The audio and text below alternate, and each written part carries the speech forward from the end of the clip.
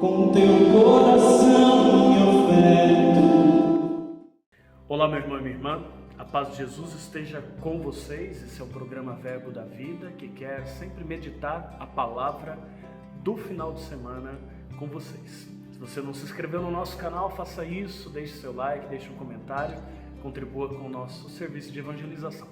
A palavra desse terceiro domingo do tempo ordinário ou tempo comum é mais ou menos comparável com um despertador. Despertador é aquele negócio chato que toca quando a gente está na melhor hora do nosso sono e nos tira do torpor, do repouso, enfim, daquele momento onde a gente não presta atenção em nada e a mente está bem longe. Pois é, o despertador, embora chato, é muito necessário, senão a gente perde a hora, a gente perde o trabalho, perde a escola, sei lá. Assim, a palavra de Deus nesse final de semana, ela é impactante, ela talvez seja chata, porque ela incomoda, mas ela não quer permitir que a gente se perca no caminho da vida e, sobretudo, não perceba a hora de Deus. E a hora de Deus é o tempo que a gente costuma chamar de vida. Deus está passando, está sempre passando, e neste passar está sempre querendo salvar-nos, está convidando-nos a perceber a sua presença, mas para isso é preciso a nossa colaboração, ou seja, o coração precisa estar atento. É por isso que na primeira leitura nós vemos o profeta Jonas, que passa pela cidade de Nínive, que vivia, essa grande cidade, muito distante das coisas de Deus. Deus desejava salvar essa cidade, mas essa cidade precisava tomar jeito, precisava mudar a própria rota. Não é que Deus seja caprichoso demais e desejoso que, como uma criança mimada, tudo seja feito do seu modo. Não, é que o seu modo é o melhor modo para nós. Na verdade, com muita facilidade a gente se perde se não se dá conta da centralidade do que importa. E o que importa, de fato, no centro da nossa existência é a referência a Deus. Nós precisamos fazer a experiência de nos sentirmos amados, acompanhados, observados e cuidados na nossa trajetória. Nós não estamos jogados aqui ao léu, como se nada fôssemos, ou como se fôssemos obras do acaso. Não, nós somos frutos de um amor que nos quis, nos criou e nos criou para nos salvar, não para nos fazer perder. Mas a gente pode se perder.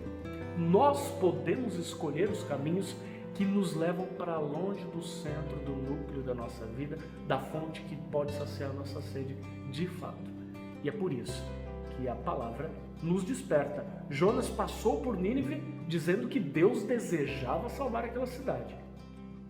E aquelas ameaças de Jonas dizendo, olha, a cidade vai ser destruída, não é que Deus venha lançar fogo sobre a cidade, é porque o fogo nós mesmos podemos acender pelas opções erradas que a gente faz e pelo distanciamento do nosso próprio coração. No mesmo sentido, no mesmo rumo, vai a palavra de São Paulo para a comunidade dos cristãos de Corinto. Era uma comunidade nova que São Paulo ainda estava formando e formava inclusive à distância enviando cartas. E nessa primeira carta de São Paulo aos Coríntios, no seu capítulo 7, São Paulo exorta aquela comunidade, que era uma comunidade que vivia numa cidade cosmopolita, comercial, portuária, cheia de oportunidades, mas muitas dessas oportunidades que desviavam o ser humano daquilo que poderia lhe fazer feliz. Era uma cidade, enfim, uma cidade cheia de oportunidades mundanas. E São Paulo, que não é contra a família, que não é contra o matrimônio, vai dizendo coisas em tom de metáfora, em tom de máximas, só para fazer-se notar com o impacto de suas palavras. Olha, quem é casado, viva como se não fosse. Quem compra, quem adquire coisas, viva como se não comprasse, como se não tivesse nada. E aí ele termina esses dizeres com uma frase curta gramaticalmente, porém muito forte, impactante. Ele diz assim, tudo isso por quê? Porque a figura deste mundo passa. Olha, gente, muitas vezes a gente vive como se a gente fosse ficar aqui para sempre, não é? A gente cria picuinhas como se a gente tivesse sempre a oportunidade de se reconciliar com as pessoas com quem a gente está encrencando, não é? A gente se apega a pessoas que nos adoecem e de modo errado.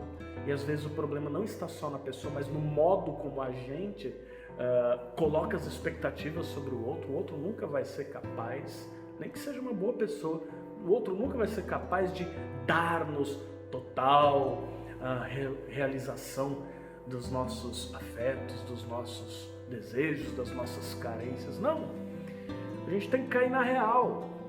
As pessoas são limitadas e as coisas também, e a elas e sobre elas não deve ser colocado o fardo da responsabilidade de serem deuses para nós. Porque se assim a gente fizer, a gente está colocando um fardo que elas não conseguem carregar, e não é por mal. Às vezes frustram-nos as coisas e as pessoas frustram-nos justamente porque nossa sede diante do pote é uma sede maior que o pote. Sim, porque nossa sede é sede de eternidade. A figura deste mundo passa. E é isso que São Paulo, ao dizer aos coríntios e a nós, está querendo chamar nossa atenção. Coloquemos nosso coração em Deus, coloquemos Deus no centro. E para coroar essa lógica da palavra que é um despertador, vem Jesus no Evangelho dizendo: olha, é preciso converter-se porque o reino de Deus chegou, o tempo se abreviou. E é tão bonito que depois dessa mensagem Jesus passa no Mar da Galileia e São Marcos nos faz ver 4 respostas muito bonitas ao chamado de Jesus, que são respostas que entendem que o chamado é urgente. Trata-se das 2 duplas de irmãos aí, que são pescadores, Simão, André, Tiago e João. Imediatamente eles largam a rede e os barcos na praia e vão até Jesus e começam a segui-lo. Bem, isso não é só para padre, missionário, religioso, que largou uma vida dita normal para viver especificamente, integralmente para a religião. Não, é para todos os batizados. Ainda que nós não possamos deixar a nossa casa, porque temos a responsabilidade de pais, de família, enfim, não importa. O que importa é que nesta cena da resposta imediata e positiva dos pescadores, nós temos aí a resposta ideal. Nós precisamos tratar o reino de Deus assim.